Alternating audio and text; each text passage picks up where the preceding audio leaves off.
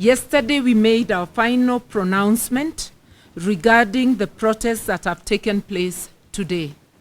We said the protests would be peaceful and in strict conformity with our Constitution.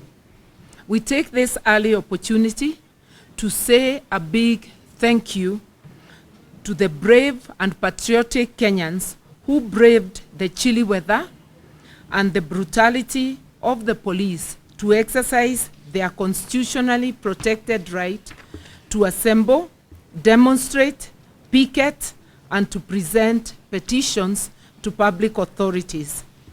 We encourage those who showed up and those who are yet to make up their minds that this is a fight for timeless values of freedom, justice, and democracy, dignity, and accountability.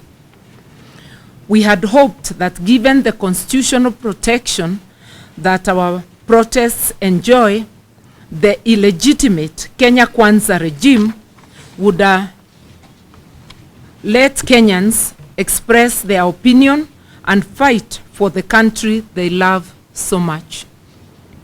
That was never to be. Instead, at the break of dawn, police got stationed in all parts of Nairobi metropolis and the city center to prevent us from proceeding with our peaceful protests as we had planned. And it was not only the police who were unleashed. As we had earlier warned, hooligans hired by the Kenya Kwanza illegitimate regime were unleashed to cause mayhem and destroy property and blame it on our peaceful protests.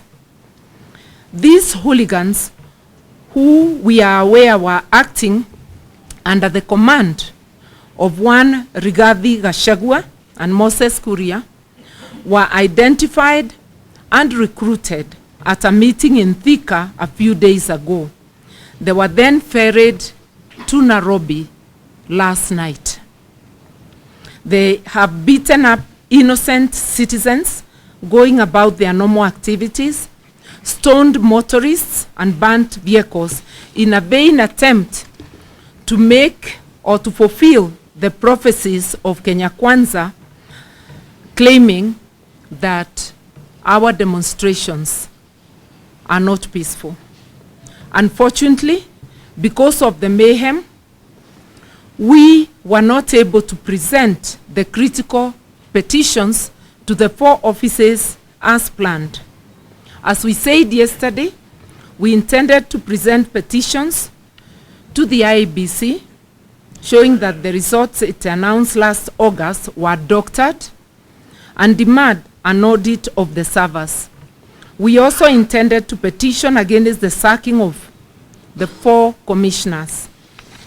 The sacking presents a dangerous precedent in which all future elections, all commissioners will be expected to agree with the chairperson, effectively making elections a one-person show. Actually, it's criminalizing dissent by a commissioner within a commission or even one person within a board.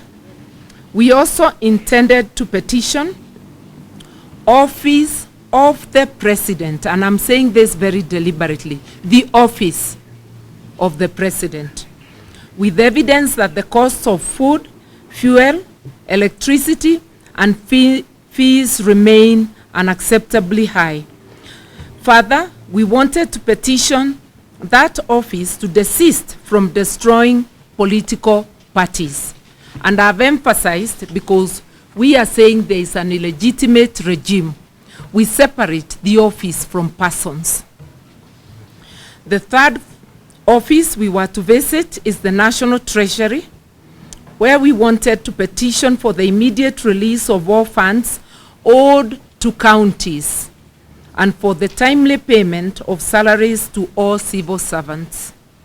The 4th office we were to visit is the Public Service Commission, where we planned to demand that appointments to public offices be done purely on merit and inclusivity, not tribe as is presently the case. We strongly feel that it is immoral and criminal in a country of close to 50 communities for appointments to go only to members of one community.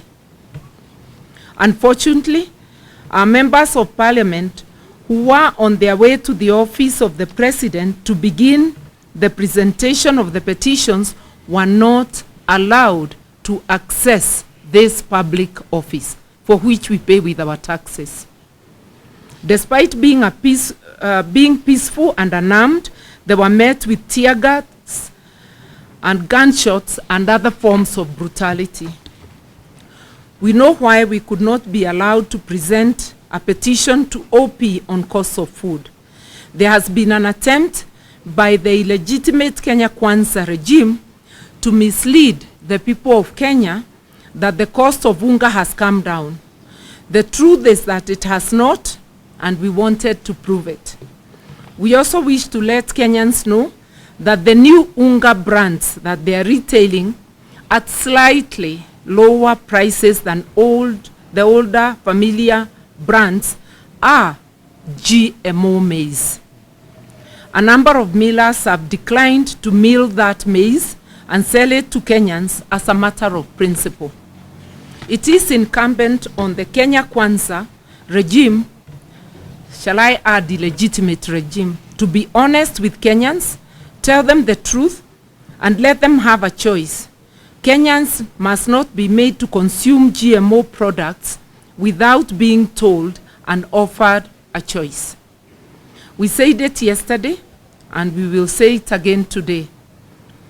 William Ruto and his illegitimate regime are making serious attempts to suspend our hard-won constitution, which we shall not allow. End of the statement.